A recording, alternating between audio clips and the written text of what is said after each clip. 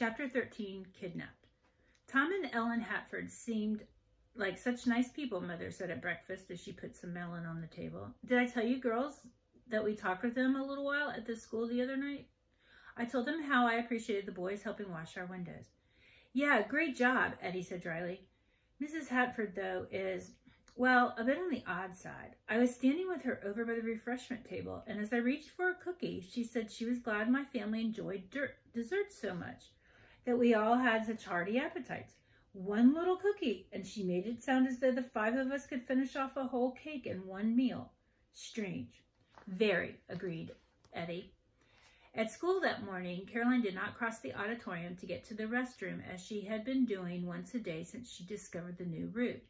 The 6th graders were in the auditorium watching a film, so it was not till lunchtime that, when Caroline peeked, it was dark and empty once again.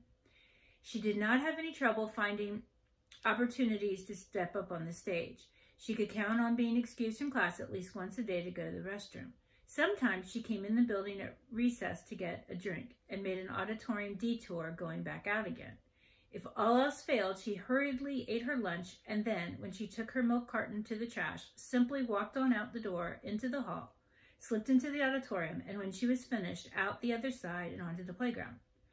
She'd gotten into the habit of taking a book in with her, any book at all, so she could practice reading a few paragraphs with expression from the stage. She could not talk nearly as loud as she would have liked, of course, because someone outside might hear. So she stage whispered the paragraphs, always choosing a selection where at least 2 different people were speaking to give her practice reading several parts. The day before, she had read a selection from Charlotte's Web, where the spider confessed to eating other insects. I have to live, don't I? Why, yes, of course, said Wilbur. Do they taste good? Delicious, of course. I don't really eat them. I drink them, drink their blood. I love blood, said Charlotte, and her pleasant, thin voice grew even thinner and more pleasant. Caroline had loved playing the part of Charlotte and had practiced hard to make her voice thin and pleasant. Pleasant was easy enough to do, but she had to work some to make it sound thin. The day before, she had read from Alice in Wonderland. But I don't want to go among mad people, Alice remarked. Oh, you can't help that, said the cat. We're all mad here. I'm mad. You're mad. How do you know I'm mad, said Alice. You must be, said the cat, or you wouldn't have come here. When she had found that passage in the book, she had thought all morning how she could read the part of the Cheshire Cat. But today she had chosen a page from The Wind in the Willows because it said that Mole spoke in anguish of heart. All during arithmetic that morning, she had wondered what sort of expression anguish of heart would be. Something very dramatic, she was sure. A mixture of fear and sorrow, perhaps. So when she went to throw out her milk carton in the trash after eating, she sneaked across the hall to the auditorium, and with the book tucked under her shirt, slipped up on stage, out from behind the thick velvet curtain, and directly to the center of the platform. This was a conversation between Ratty and Mole. Caroline decided that she would look to the left when she was reading the part of Mole and to the right when she was reading Ratty. She cleared her throat and began. The call was clear. The summons was plain. He must obey it instantly and go. Ratty, he called, full of joyful excitement. Hold on. Come back. I want you quick. Oh, come along, Mole, do, replied Rat cheerfully, still plodding along. Please stop, Ratty, pleaded the poor Mole in anguish of heart. You don't understand. It's my home, my old home. I've just come across the smell of it, and it's close by here. It's really quite close, and I must go to it. I must. Oh, come back, Ratty. Please, please come back. Caroline stifled a sob. There was a titter in the audience. The audience? Caroline's hand dropped, the book in it, and she stared hard into the darkness of the auditorium. The laughter came again, louder this time, and quickly became a guffaw. The next thing Caroline knew, Wally and some of the other 4th grade boys were charging down the aisle and out the back door yelling, "Oh, please come back. I must go, I must." And suddenly there was Miss Applebaum in the doorway peering into the auditorium. "Caroline," she said. Caroline walked stiffly off stage. "What's going on in here?" the teacher asked. "You're supposed to be out on the playground." "I was just leaving," Caroline said, and without looking in a mirror, she knew that her cheeks were, and her whole face, in fact, were flaming. Out on the grass, Wally and the other boys were doubled over. They reeled in laughter, fell against each other, and one boy lay on his back screaming, "The smell of it! You don't understand! Of course, come back! Rowdy, please, please do!" Caroline did not tell her sisters what had happened in the auditorium. It was too embarrassing. They hadn't even known she was sneaking into the auditorium at all. She could think of nothing else the rest of the day and wondered how long the boys had been there. It was Wally, she was sure, who had led them all there, but had they been spying on her at other times as well? Had they been there the day she played tearful Becky Thatcher, lost in the cave with Tom Sawyer and crying, Tom, we're lost. What she decided was that she would pay Wally back for his humiliation. This was 100 times worse than stealing Mr. Hatford's shorts. Day in, day out, noontime, nighttime, she didn't care. Somehow, some way, she would catch him doing something as embarrassing as being caught on stage had been for her. For the next few days, Caroline said nothing at all to Wally Hatford, but she scarcely took her eyes off him. She followed him at a distance on the playground at recess. She stared when he went to the front of the room to put a problem on the blackboard. She watched from the next table when he ate his lunch. One false move from Wally Hatford and she'd never let him forget it. Just let her catch him with something yucky between his teeth. Just let her catch him with his pants unzipped.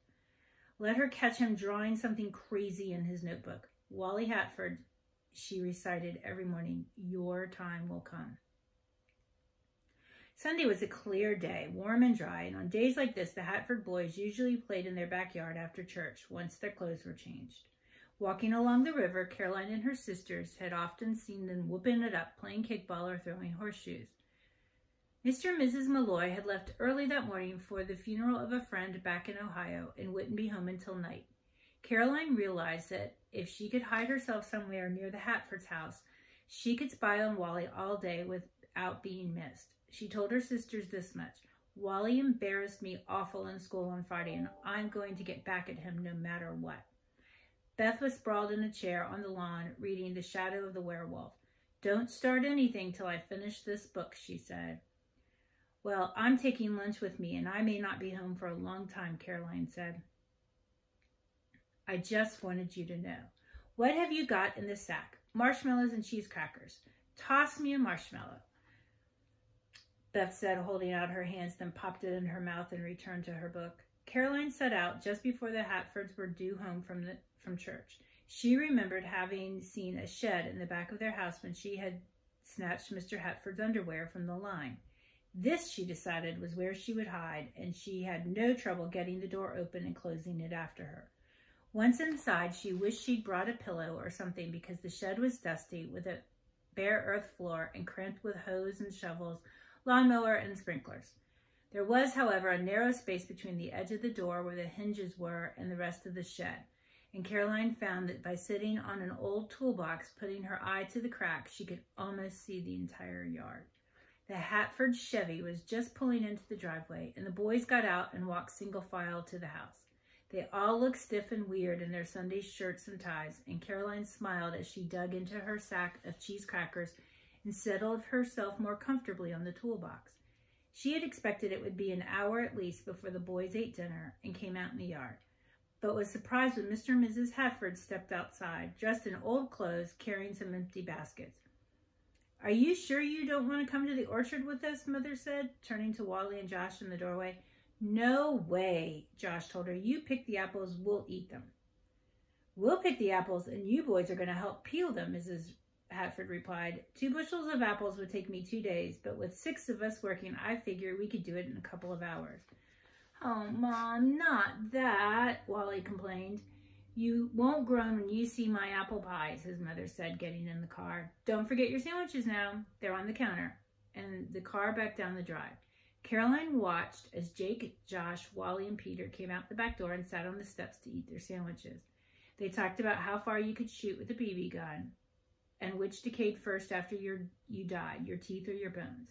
They were too far away for Caroline to catch every word, but she wished the boys would tell a story on Wally, something embarrassing he had done. She'd tell it around the school, and Wally would wonder how she knew.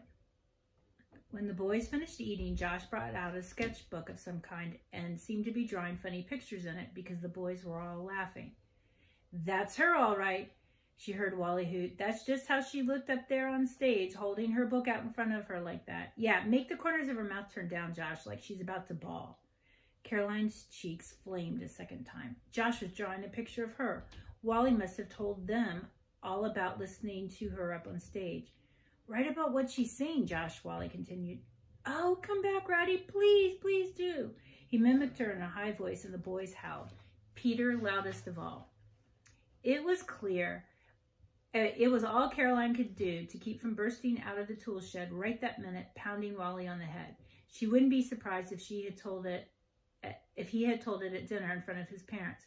Now the boys were looking at other pictures in the sketchbook, and from their hoots and laughters, Caroline could tell that Josh had sketched other pictures of her and her sisters as well.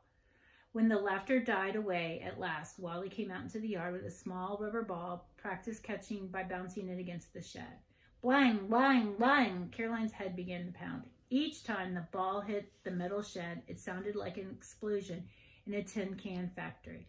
On and on it went, at least 20 minutes. Caroline felt as though her head would split. Finally, Wally stopped, and all four boys lay down on their backs in the grass. "What do you want to do?" Wally asked Josh. "I don't know," said Josh. "What do you want to do?" "Go to the school and shoot some baskets?" asked Jake. "Nah," said Wally. "Bug the girls?" asked Josh. "Yeah," said Peter, Jake, and Wally. "Ha," thought Caroline. "We'd better wait a while. They're probably having Sunday dinner," Josh told them. "Man," said Jake, "I've thought of all kinds of stuff we could do to them at Halloween." "Yeah," Caroline heard Josh say. "Wait till it snows. Boy, will we ever get them then. Remember how we used to sneak out on New Year's Eve with the Bensons and Bill would blow his cornet right under someone's window at midnight?" "Wouldn't old Caroline flip," said Wally. "What about firecrackers?" said Peter. "We could put firecrackers in tin cans and set them on the Malloy's porch. They haven't even seen Smuggler's Cove yet. We could throw Eddie's dome cap down the old coal mine and see if she'd crawl in after it." "Bet she would, too," Jake said. "Remember when Tony Benson crawled in there and the rescue squad had to get him out?" "Wait till we get to junior high. There are about 100 things you can do to a girl's locker. We could wait until Beth put her coat in some morning and then fix it so she couldn't get the lock open," Josh's voice. "Ha! Put Caroline in a locker and keep her there all weekend." More laughter. Back in the tool shed, Caroline smiled to herself. This was even better than she'd thought. Here she was, hearing all their plans. Wait till she told her sisters. They'd know everything the boys were going to do before they did it. No matter what the boys tried, the girls would be ready. This was far more fun than Ohio. "Wait till the town picnic next summer. Man, we'll beat the girls at everything," said Jake. "The relay race, the sack race, the three-legged race, the skateboard contest, the pie-eating contest, volleyball." There was a long silence, and then for a moment, Caroline thought the boys might have gone inside. She put her eye to the crack again. They were still on the grass. "Unless," Wally said, and Jake finished for him, "they go back to Ohio." "Yeah," said Josh. "If the Bensons come back, it's over." More silence. "You know what I wish?" said Wally. "I hope the Bensons stay in Georgia long enough for us to do everything we planned to do to the Malloys, and then come back." "Yeah," said Jake. "That would be perfect." "A year and a half, maybe," said Josh. "Right," said Wally. "Let's play horseshoes for a while," Jake suggested. He got to his feet and started straight toward the shed. No, he was coming here. Caroline scrambled off the toolbox, grabbed her lunch sack, and tried to hide behind the lawnmower. The footsteps grew louder. Then the sound of the hinges creaking at the door to the tool shed opened part way. Caroline saw Jake's hand reach inside for the horseshoes on one shelf. She flattened herself against the back wall, but it was no use. Jake saw. "What?" His eyes opened wide. "Hey, guys, look what we caught," Jake grinned as he opened the door wider. The others came running. "It's Caroline," said Peter. "Spying on us," said Wally. And before Caroline could scramble back over the lawnmower and make her escape, Jake slammed the door shut. "Bring me the bicycle padlock, Wally," he yelled. "We've got a hostage, and her sisters aren't getting her back without a ransom." Kidnapped. Chapter 14. Hornswoggled.